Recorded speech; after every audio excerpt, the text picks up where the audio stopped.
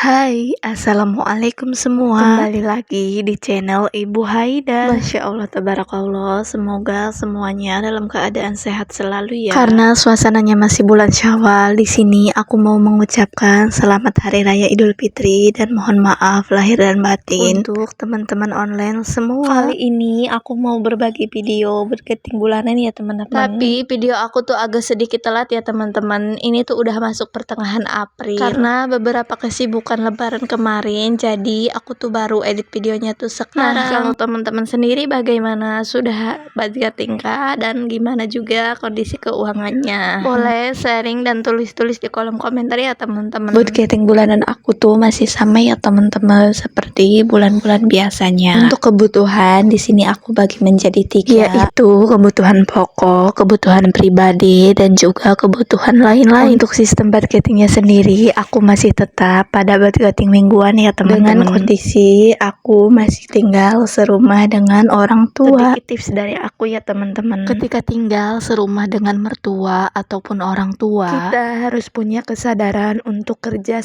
sama dalam hal kebutuhan rumah, mengurus rumah, agar tidak terjadi perselisihan. Itu yang aku selalu terapin ya teman-teman ketika aku tinggal di mertua ataupun di rumah orang tua sekarang. Aku selalu ikut andil sebisa aku dalam kebutuhan seperti rumah, membayar listrik dan hal lainnya ya teman-teman, yang memang bisa aku bantu ya teman-teman. Untuk hal-hal kebutuhan rumah memang sebelumnya aku tuh dibicarain dulu ya teman-teman, biar antara pihak aku dan orang tua itu merasa nyaman ya teman-teman. Untuk hal bersih-bersih pun sama ya teman-teman, aku kerjakan semampu dan sebisa aku. Seperti itu ya teman-teman. Untuk budgeting kali ini tuh di sini ada sedikit perubahan ya teman-teman. Untuk dana beras yang biasanya aku anggarkan 150, itu tuh aku ubah menjadi 100.000 dan 50-nya aku alokasikan untuk dana darurat. Sedikit cerita ya teman-teman, ketika aku berkunjung ke saudara sepuh aku yang jauh itu, alhamdulillah pulangnya aku tuh diberi beras, dan itu tuh lumayan banyak, ada sekitar 5 kiloan gitu ya teman-teman. Jadi untuk dana beras di sini hanya aku anggarkan 100.000, dan untuk 50.000-nya aku alokasikan untuk dana darurat, yang nantinya dana darurat itu akan aku gunakan untuk kebutuhan mendadak atau hal-hal yang tak terduga. Dan aku gunakan juga seperti sekarang ini setelah lebaran itu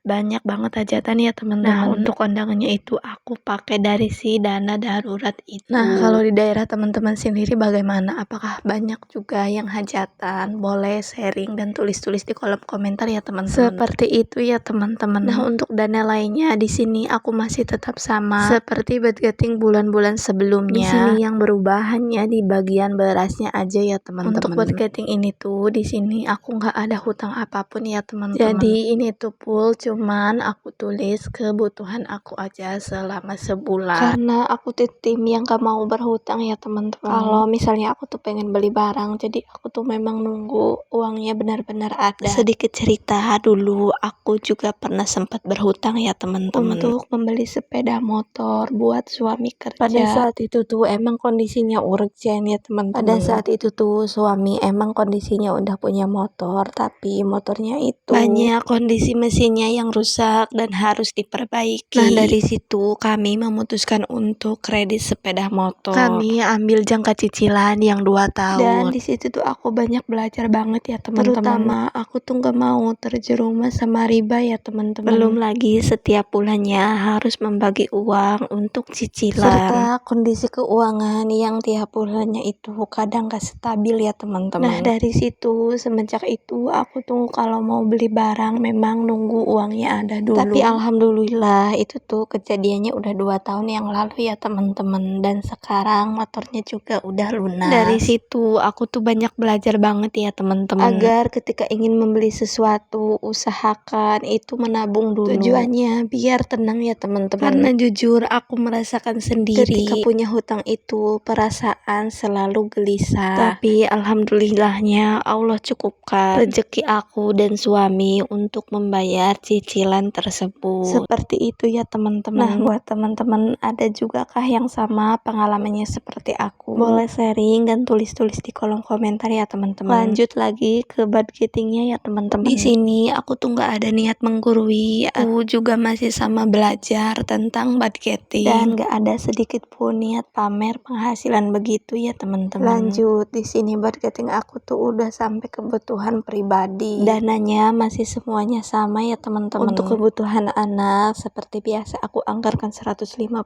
Untuk kebutuhan istri seperti biasa aku anggarkan 100.000. Dan untuk kebutuhan suami aku anggarkan 50.000. Lanjut, untuk kebutuhan lain-lain ada servis motor dan dana darurat. Untuk servis motor di sini aku anggarkan 100.000 dan dana darurat karena di sini ada alokasi dari uang beras. Di sini dananya aku tulis sebesar 150.000. Untuk total budgetingnya masih sama seperti bulan sebelumnya ya teman-teman, yaitu di 2 jutaan. Tapi di sini tuh aku kadang ada minus untuk di biaya makan karena tiap hari harga kebutuhan sayur mayur itu selalu berubah-ubah ya teman-teman. Tapi alhamdulillahnya selalu tercover sama uang sisa dari pos keuangan yang lain. Nah, untuk menabungnya sendiri aku tuh tim yang menabung kalau ada sisa gaji. Meskipun banyak orang bilang katanya menabung itu didahulukan, tapi aku sesuaikan lagi sama kondisi dan keuangan aku. Karena tiap kondisi keuangan dan kondisi kebutuhan rumah tangga setiap orang itu beda-beda ya teman-teman. Seperti itu ya teman-teman. Nah, buat teman-teman yang juga sama kalau atur keuangan masih minus, jangan patah semangat ya teman-teman. Karena kalian semua itu udah hebat ya teman-teman. Apalagi di tengah harga kebutuhan yang serba mahal dan kebutuhan yang kian meningkat. Sedikit tips dari aku, tetap konsisten aja ya teman-teman untuk budgetingnya agar keuangan kita tetap termanage dan kita punya batas dalam mengeluarkan uang. Segitu dulu video dari aku. Wassalamualaikum warahmatullahi wabarakatuh. Sampai ketemu di video selanjutnya. Bye bye.